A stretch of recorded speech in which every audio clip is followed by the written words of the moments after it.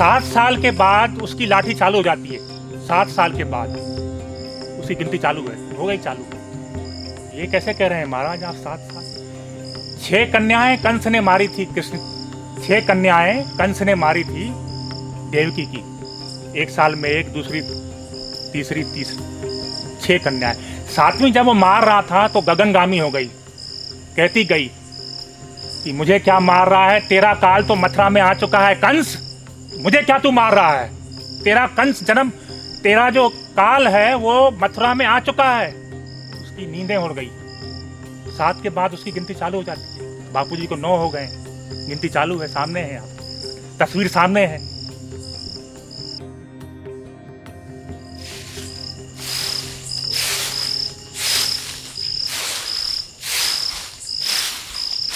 कौन किसको दिल में जगह देता है, पेड़ भी सूखे पत्ते गिरा देता है।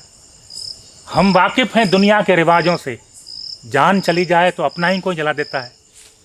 संतों की महिमा का ज्ञान कहाँ तक न गाएं। अमेरिका के डॉलर मशहूर हैं, चीन की दीवार मशहूर है, तो भारत के संतों का क्या कहना? भारत के संत मशहूर हैं। संत की महिमा का जो गान है मुसलमान भाइयों ने भी गाया है, वो भी आदर करते थे मुसलमान। फरुद्दीन अतर, ईरान का वो संत फरुद्दीन अतर। ईरान और तुर्क में लड़ाई युद्ध का माहौल हो गया था, आपस में मतभेद था। तो तुर्क में के बॉर्डर पर कुछ सैनिकों ने बाबा जी को पकड़ लिया, सूफी फकीर संत को बादशाह के पास ले आए। बादशाह ने तहखाने में डाल दिया। ईरान के बादशाह को पता चला कि हमारे सूफी फकीर को तुर्कियों ने पकड़ लिया है, गिरफ्तार कर लिया है। उन्होंने फरमान भेजा वहाँ से कि भाई आप कुछ सैनिक हमसे और ले लीजिए, आप उसके बदले में उन्हें छोड़ दीजिए।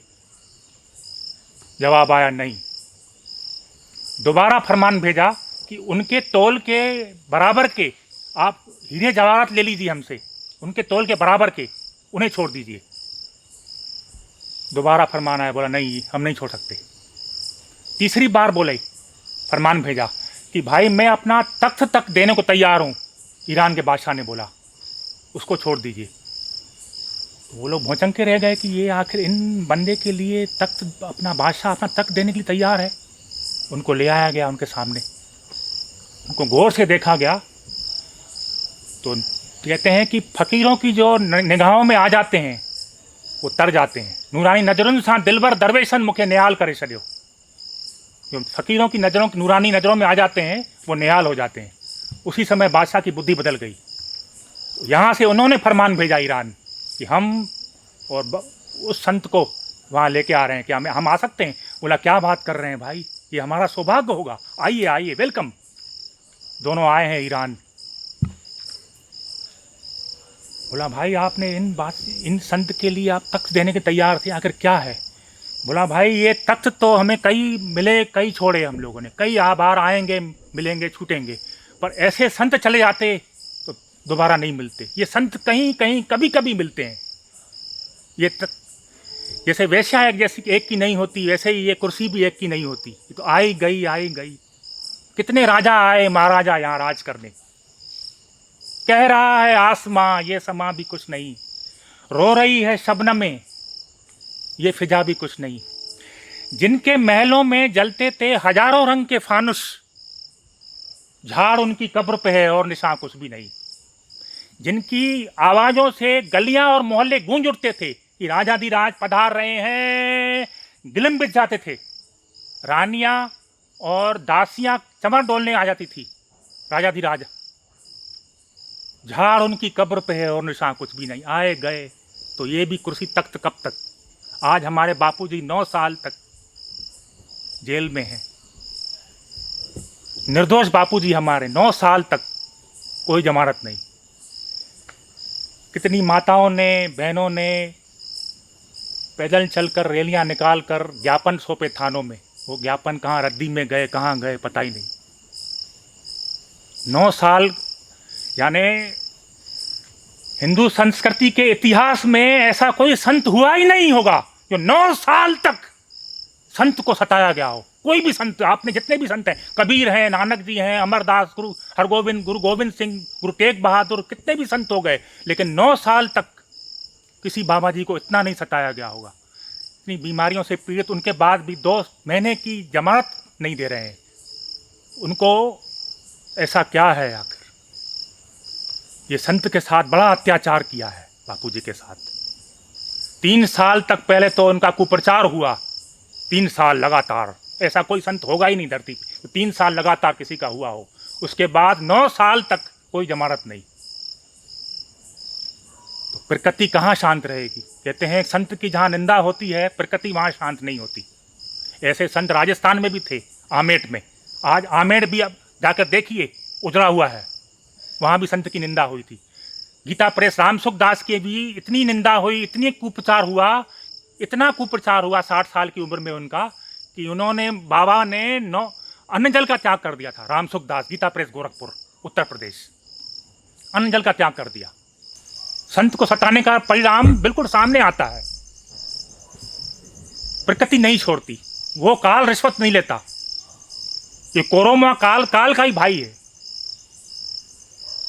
आज जो आया है, चल रहा है माहौल, देख रहे हैं आप सब। ऐसा माहौल पहले था कहीं? पान मसाला तक बापूजी ने बंद करवा दिया था। बोला नहीं, ये सड़ी सुपारी पड़ती है। नागपुर में गए सिंधी के पास, बोला भाई बापूजी आपसे क्या छुपाना, इसमें घुन लगी हुई सुपारी पान मसाले में पड़ती है। 1 रुपए का था तब, आज 50 रुपए का मार्केट में लॉन्च होने वाला है पान मसाला। 50 रुपए का पाउच लॉन्च होने वाला है।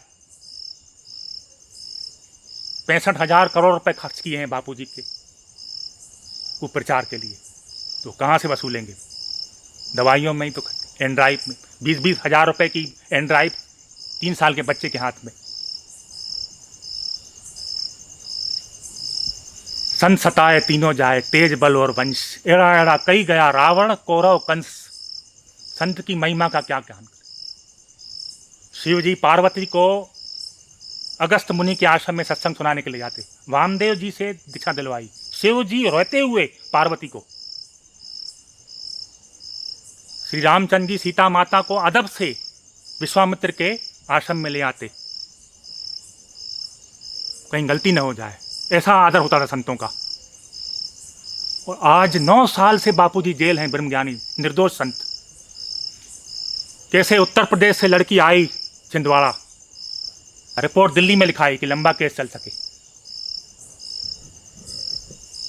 बापूजी निर्दोष हैं। हर एक माता का आंसू के चिल्ला चिल्ला के चीख चीख के कह रहा है। ये लाखों माताएं रोई हैं, उनके आंसू धरती पर गिरे हैं। एक माता के, जनक नंदिनी सीता माता का लंका में आंसू गिरा था। लंका दहशत हो गई थी, लंका पूरी खत्म हो गई थी रावण की। तो इतने आंसू गिरे हैं तो उनका तो कुछ तो परिणाम आएगा ही। सामने है, आपके सामने परिणाम देख रहे हैं आप। हमारे बापूजी निर्दोष हैं, उनके साथ न्याय करिए, न्याय कीजिएगा।